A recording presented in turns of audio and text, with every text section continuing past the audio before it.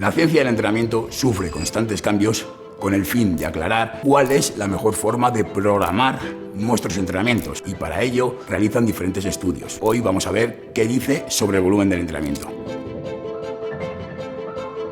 Muy buenas a todos, mi nombre es Ángel López, más conocido como Goril Ángel. Soy profesor en Fit Generation y soy preparador de culturismo de competición, con lo cual tengo que tener muy claro qué es el volumen de entrenamiento y cómo funciona. Para entender cuál es el volumen óptimo de entrenamiento, debemos recopilar todo lo que dice la ciencia, y eso lo han hecho mis compañeros Eneco Baz y Carlos Alix en una revisión sistemática que hoy vamos a ver, entre otros estudios, para dilucidar cuál es el volumen óptimo de entrenamiento. Para entender primero cómo funciona el volumen de entrenamiento, debemos saber ¿qué es? El volumen de entrenamiento es el conjunto de series efectivas que realizamos. ¿Y qué son las series efectivas? Todas las series realizadas con un RIR entre 0 y 3 o un RPE entre 7 y 10 y con un rango de repeticiones normalmente para hipertrofia entre 6 y 20. Este método de cuantificación es útil para hipertrofia con el fin estético. Para otras modalidades y otros deportes hay otros métodos de cuantificación también. Para contar una serie como efectiva se deben tener en cuenta ciertos criterios. Uno de estos criterios sería el rango de repeticiones, como bien he dicho, entre 6 y 20. ¿Por qué? Porque sobre todo en las primeras repeticiones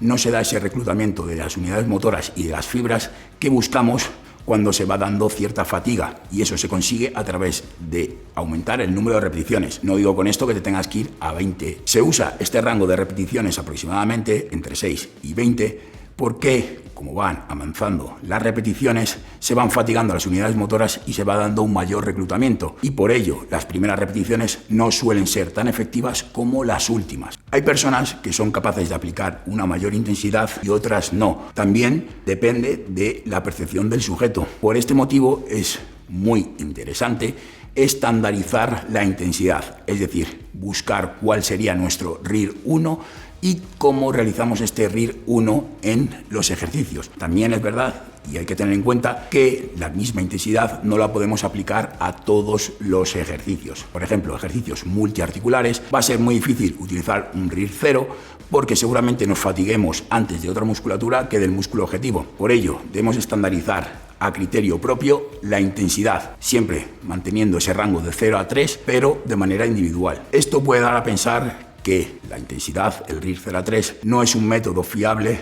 para medir la intensidad, pero sí lo es, porque si siempre aplicamos el mismo estándar, aunque sea en personas diferentes, siempre vamos a estar aplicando una progresión o en intensidad o en número de repeticiones, y esa intensidad, como es individual, cada uno va a progresar conforme a ello. Tampoco son igual de efectivas las últimas series del entrenamiento que las primeras series. Por este motivo, debemos hacer una selección correcta de los ejercicios para que todas las series sean lo más efectivas posibles. Es decir, dejar los ejercicios más demandantes al principio del entrenamiento y los menos demandantes o de aislamiento para el final del mismo, porque vamos a poder aplicar una mayor intensidad que si realizamos esta forma al revés. Sabemos que no es lo mismo un remo con barra que un remo en polea, que tampoco estos dos ejercicios son iguales a un pullover. Por este motivo es importante elegir los ejercicios más demandantes al principio de la sesión para que el ratio estímulo-fatiga, o el ratio que conocemos como estímulo-fatiga, sea lo más eficiente hacia el estímulo. ¿Por qué? Porque hay ejercicios que nos van a fatigar más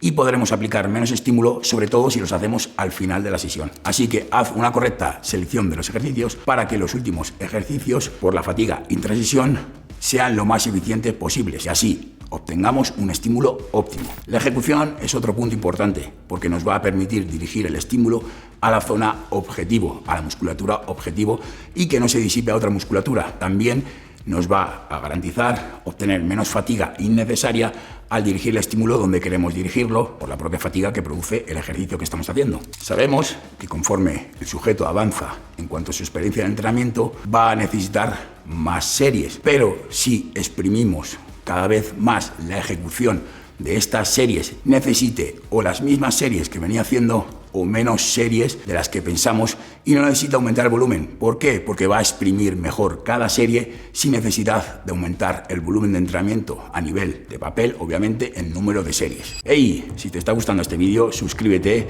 porque subimos vídeos todas las semanas, y si quieres aprender más sobre hipertrofia y nutrición, este es el sitio. Ahora lo importante, la conclusión. ¿Cuál es el volumen de entrenamiento en número de series? Actualmente se ha establecido un rango entre 12 y 20 series como el volumen semanal óptimo para un grupo muscular. En realidad, para todos los grupos musculares. Pero también hay que aclarar que va a depender de cada persona. Si una persona tiene un músculo rezagado, puede aumentar el volumen de series, obviamente no irse a 50 series, pero sí puede aumentar ligeramente el número de series a 22, 23 series para ese grupo muscular a lo largo de la semana. Ya sabemos que hay un volumen semanal que podemos tolerar y que es óptimo para progresar, pero también hay un volumen diario que vamos a ser capaces de tolerar. Si metemos todo este volumen semanal en una sola sesión, seguramente la fatiga que produce la propia sesión, la fatiga entre sesión, nos afecte y no seamos capaces de exprimir todo el volumen de entrenamiento. Es decir, vamos a hacer de esas 20 series, a lo mejor 12, 14 efectivas en ese día,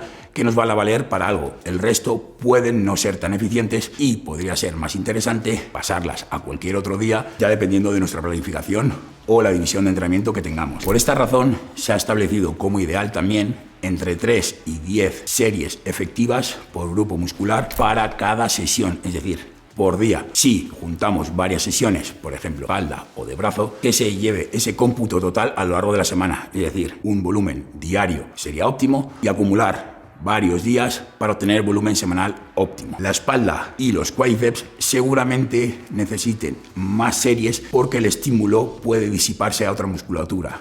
Voy a poner un ejemplo. Si hacemos un remo con barra, por mucho que queramos enfatizar el dorsal, otra musculatura de la zona escapular se va a llevar también estímulo, por lo que puede que necesitemos más series por sesión y semanales para la espalda y los cuádriceps. Pero como he dicho anteriormente, va a depender de cada persona cómo responda a nivel de estímulo a cualquier grupo muscular y sobre todo de la genética. Hay gente que no entrena ciertos grupos musculares apenas y tiene problemas. Para recopilar toda la información, actualmente se tiene como estándar o establecido que el volumen óptimo semanal son entre 12 y 20 series y el volumen óptimo por sesión sería entre 3 y 10 series y acumulando las series de cada sesión obtendríamos el volumen semanal. Como he dicho anteriormente, sería óptimo dividir ese volumen semanal en varios días, no en un solo día por grupo muscular. Todo esto se puede extender muchísimo más sobre selección de ejercicios, biomecánica para esa selección de ejercicios, cómo aplicar de manera correcta la intensidad, pero si quieres saber todo eso en profundidad, en Fit Generation tenemos el TASAF, que es el grado superior